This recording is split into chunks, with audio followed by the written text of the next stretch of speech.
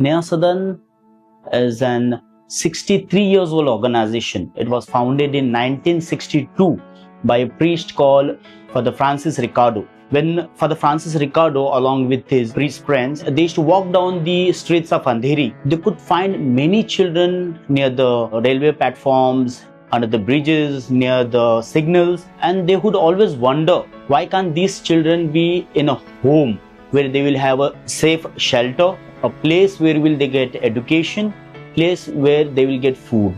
And that is how the idea of Snehasadan started. Snehasadan, the word means house of love, and that's how they started one small house for these children. And initially they invited few children to come and stay in these homes. So there were 5 children who came to stay at the beginning.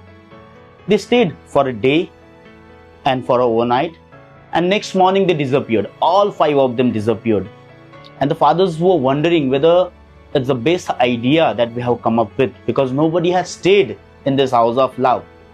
But within few days, there were some more boys who returned along with the ones who had disappeared, because they went out and they spread the word that there is a home that is for us, and it's a home where there is someone who is going to take care of us.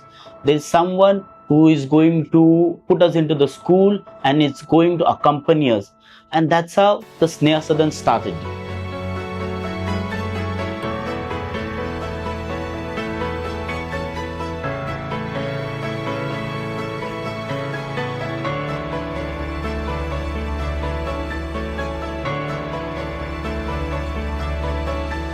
Right back in 60s, Bombay was also a Bollywood city. It's still. And many of the children wanted to come to Mumbai to work in these movies. But when they landed up in these stations like Thane, Kurla, VT, which is CSTM, Bandra, Borivali, they were lost. They didn't know what to do. And before they could be picked by people with malicious intentions, our fathers, sisters, or the social workers, they would approach these children and would invite them to stay in Snehasadan. Once children liked the place, they could continue to stay, as well as the social workers and the counselors who interact with children and find out whether they know the addresses, whether they would be willing to go back to their families. And if yes, the arrangement was made to take them to their hometown, to their family. Family visits were done, and if the family was willing to take the children, the child was given to their custody. If the child reveals that because of certain atrocities he or she has run away from home, then the police would be contacted, and with the help of the police, the child would be brought back to Snehasadan, and child would be kept in Snehasadan. So that's how the entire institution started for the children who are homeless, who are on the streets, who are gone into wrong ways, and for them this house was started. That is the purpose of the institution. The first home of Snehasadan was started in Kajwadi, Andheri East, with, as I said, with just 5 children. And as the children started flocking to Snehasadan, fathers felt the need to increase the homes. And at present, we have 12 homes. Till 2010, we had 16 homes, right from Bandra till Dahisar and Borivali and Dahisar, and till Lonavala. Then in 2015, after the introduction of Juvenile Justice Act, where the areas were divided into the jurisdiction, we had to give up the further homes, because then we were falling under the jurisdiction of Mumbai Suburban 2, that starts from Bandra till Dahisar. So all our homes presently are based within these jurisdictions, which are 12 homes, 7 homes for boys and 5 homes for girls. Among 5 homes for girls, there is one special home for girls, where when the girls turn 18 and they want to work and study, and that is what we encourage for the 18 plus children.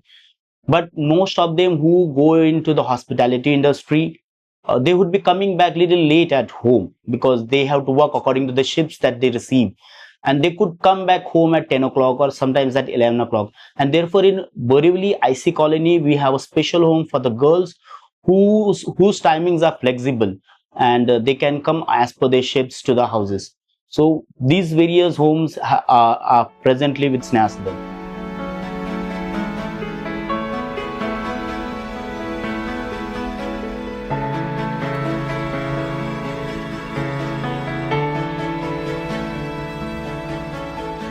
Children who are in the age group of 6 to 18, all of them are enrolled into the schools. In the campus, we do not have school.